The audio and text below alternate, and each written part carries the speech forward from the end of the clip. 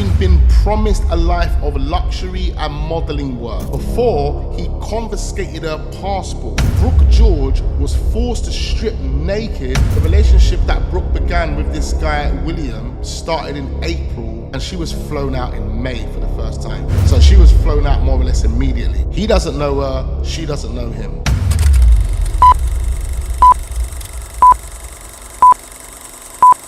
All right, ladies and gentlemen, we're back again, straight into the next episode of what's going on with Brooke George over in Dubai. So as we know, she's currently looking at the death penalty. This is not looking good. The death penalty, as I've recently discovered, is called the firing squad. It's like we need to understand what this firing squad death penalty is. A bunch of dons standing up, aiming rifles at you. 3, 2, 1, shoot, and everyone shoots.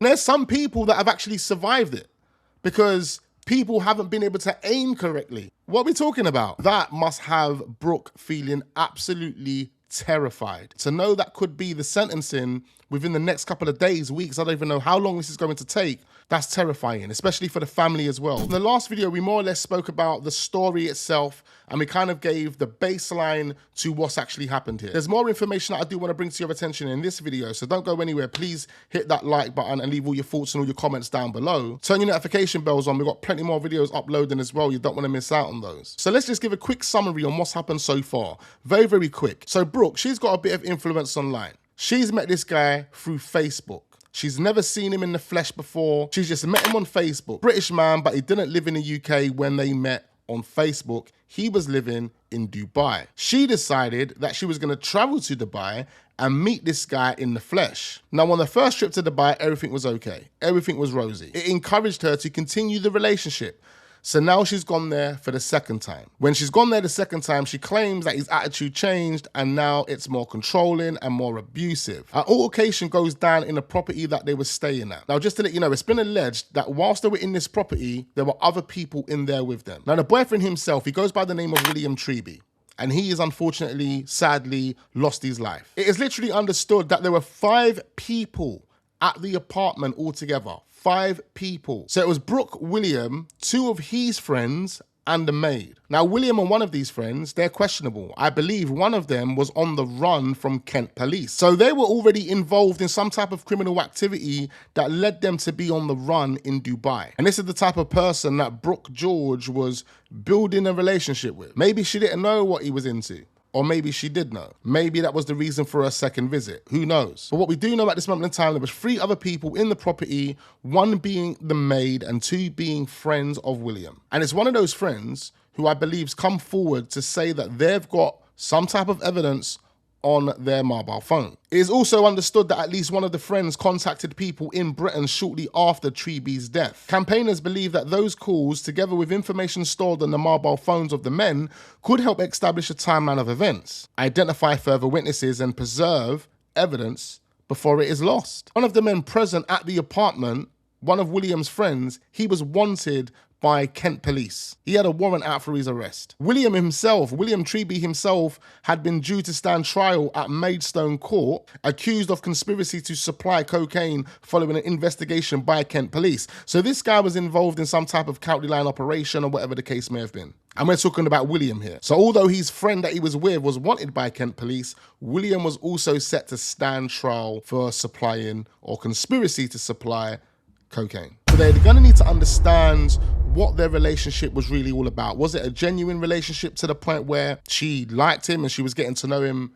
on a flirtatious way? Or was there more to their relationship? Was this business? Is it something that they're trying to establish? Is it something that they're looking into? Possible, especially when you look at these records. But at the same time, this could actually work in Brooke's favor, because if he is the criminal that they are painting him out to be, then it's easy to win over the jury in court, isn't it? However, court records show that William Treby had previously been convicted of unlawful wounding and common assault and received a 14-month prison sentence, suspended for 2 years. I believe the prosecution service over in the UAE will be looking at this information and taking it into consideration whilst investigating this case. Now, as you can imagine, ladies and gentlemen, Brooke George's mother is broken. She doesn't understand what is going on at this moment in time. She has begged the authorities not to put her daughter in front of the firing squad. Like I was just saying, it's going to be so much easier using William's criminal history against him to potentially get a less harsher sentence, aka not the firing squad. Either way, unfortunately for Brooke, she's going to jail. She is 100% going to jail for this. Whether she gets the death penalty, whether she gets 25 years, she's getting years. Like, you go into jail for years. And it's things like this that should be a lesson to any influencer. And I'm sorry to sound sarcastic when I say that, because we're just loosely throwing this term around now, innit? Or this word around, influencer. Like, anyone that's got a social media following is an influencer.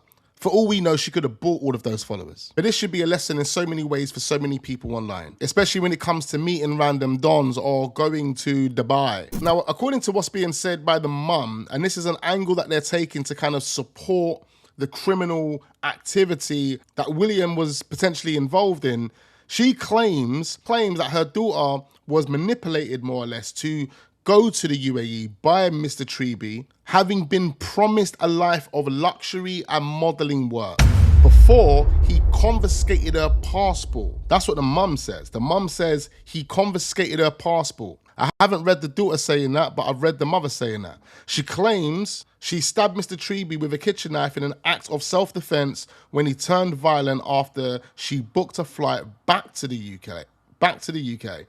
That doesn't make any sense to me. She claims that she stabbed Mr. Treby with a kitchen knife in the act of self-defense when he turned violent after she booked a flight back to the UK. Hold on, we've got a red flag here. She booked a flight back to the UK. In the original statement that we read, in the original article that we read in the last video, claims after William became abusive and violent, she then realized that he had only booked a one-way ticket, making it more difficult to travel home. Maybe some miscommunication, someone's typing up misinformation, I don't know. So the mum also goes on to say in a statement, the day before the incident, Brooke wasn't herself, she was quieter than usual, and she wouldn't tell her why. She wouldn't tell her mum why. That evening, they went to a bar in Dubai. When I spoke to Brooke right after the incident, she was absolutely terrified. I have never seen my daughter so frightened. She was crying uncontrollably, and I could see one of her eyes was badly swollen and beginning to close. She goes on to say, as Brooke's mother, I'm deeply concerned for her welfare. The daughter I spoke to that night was utterly terrified. I firmly believe she was trying desperately to get home and away from whatever had happened to her. She added that her daughter had not been given access to a lawyer following her arrest, and that she had launched a crowdfunding page with the target of raising $75,000 to cover legal costs. Detained in Dubai, which I believe is some type of community or a group of people that support people in Dubai, they have claims that Miss George, Brooke George, was forced to strip naked in front of male officers without any female officers present. It was a deeply humiliating and distressing ordeal, and could not understand proceedings due to the language barrier. I'm understanding now that the relationship that Brooke began with this guy, William, started in April, and she was flown out in May for the first time. So she was flown out more or less immediately. He doesn't know her, she doesn't know him. I'm just trying to understand why a woman of 23 years old, within a space of 2 to 3 weeks, would decide to jump on a plane and go to Dubai and meet someone she met online. And then we hear that she's gone because she was offered a life of luxury and modeling, and come on, that's the generic response that people would usually give when they're caught in BS like this. Who in their right mind is naive to believe that this random don in Dubai is gonna give you a life of luxury and modeling? The last time we heard about that, we were talking about potty parties, yeah? It was one of the reasons why we were advising people not to go to Dubai, especially if you was a model being offered a lot of money. Maybe, just maybe, that's what the case may have been when she landed for the second time. But what's just not making sense at this moment in time for me is why she would jump on a plane and go to a country that she's never been to before and meet someone that she's never met before. She got sold a dream of luxury and modeling, and she was happy to pack her bags and fly over there. That's crazy. Now you can probably understand why the social media ban for under 16s need to come into play, because you've got 23-year-olds who have only been adults for a couple of years making decisions like that have ultimately led to them throwing their life away. Her mum goes on to push the boyfriend narrative by claiming her daughter said to her that this guy, William, is the man of her dreams. Wow. But things quickly went wrong, leading to the worrying phone call. Yeah, the worrying phone call was about trying to flee the country. It was trying to get away. It wasn't trying to get help.